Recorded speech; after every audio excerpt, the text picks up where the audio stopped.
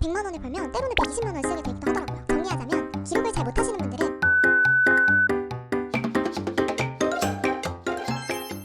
안녕하세요 여러분, 노션으로 일하는 사업가 솔니입니다. 오늘은 여러분들과 가계부에 대해서 이야기를 해보려고 해요. 여러분 혹시 가계부 쓰고 계신가요? 가계부의 중요성은 정말 모두가 다 아실 거라고 생각을 해요. 억만장자들이나 유명한 사업가들도 가계부를 잘 작성한다고 하는데요. 미국 역사상 손꼽히는 대부호이자 석유 재벌로 유명한 록펠러 가문은 대대손손 가계부 쓰는 습관을 가장 중요하게 생각한다고 합니다. 그런데 이렇게 가계부를 써야 하는 이유는 알겠지만 막상 꾸준히 작성하기가 쉽지 않으신 분들이 있을 거예요. 저도 최근까지 가계부를 작성하지 않았는데요. 물론 시도는 많이 해봤죠. 어플도 깔아보고 기존에 있던 노션 템플릿도 써보고 하지만 항상 작심삼일이었어요. 왜냐면 처음 세팅하는 것도 복잡하고 기능이 너무 많았거든요. 심지어 사업자가 2개다 보니 지출도 많았는데 제대로 기록하지 않았어요. 기록하지 않은 상태에서 이번 달에는 좀 매출 괜찮은데 조금만 더 써도 되겠지 라는 생각을 하게 됐는데 보상 심리 때문에 오히려 훨씬 더 많이 쓰게 되더라고요. 근데 그렇게 쓰고 나면 남는 게 없는 거예요. 100만 원을 벌면 때로는 120만 원을 쓰게 되기도 하더라고요. 결국 그 심각성을 깨닫고 기록하는 습관을 만들기 위해 이 템플릿을 만들었습니다. 많은 분들이 가계부를 쓰다 보면 나 다 기록 못했는데? 이런 생각에 포기하게 되는 경우가 매우 많아요. 혹은 내가 생각했던 것보다 기능이 별로 없는데? 라고 생각하실 수 있어요.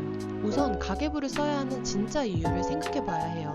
가계부를 작성하는 목적은 단순히 기록 자체에 있는 것이 아니라 자신의 수입과 지출, 자산과 부채가 어떻게 흐르고 있는지를 명확하게 이해하는 데 있어요. 만약 우리가 일상 속에서 지출한 교통비 아니면 컵 한 개 같은 작디 작은 항목까지 기록을 한다면 결국에는 기록이 또 노동이 될 수도 있는 거죠. 가계부는 완벽할 필요가 없어요.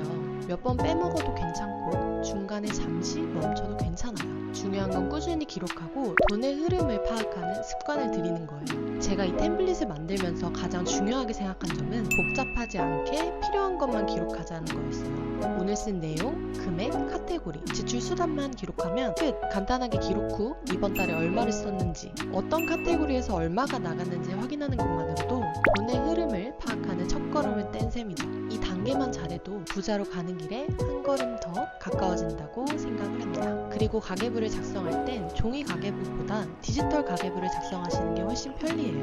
휴대폰만 있으면 언제 어디서든 기록을 할 수 있잖아요.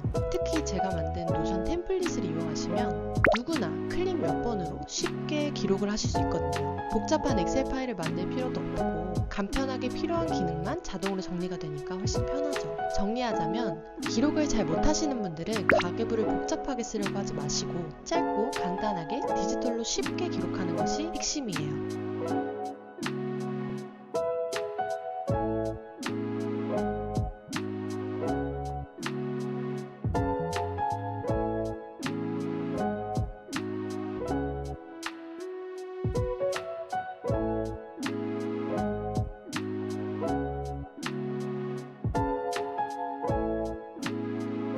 귀찮아서 못 쓰겠다고 생각하셨던 분들도 오늘 알려드린 방법으로 한번 시도해보세요. 기록하고 흐름을 파악하는 것만으로도 큰 변화를 느끼실 수 있을 거예요. 영상 설명란에 템플릿을 신청하실 수 있는 폼 링크가 있으니 꼭 확인해보시고요. 앞으로도 기록의 꿀팁을 받고 싶으시다면 구독과 좋아요 잊지 말아주세요. 안녕!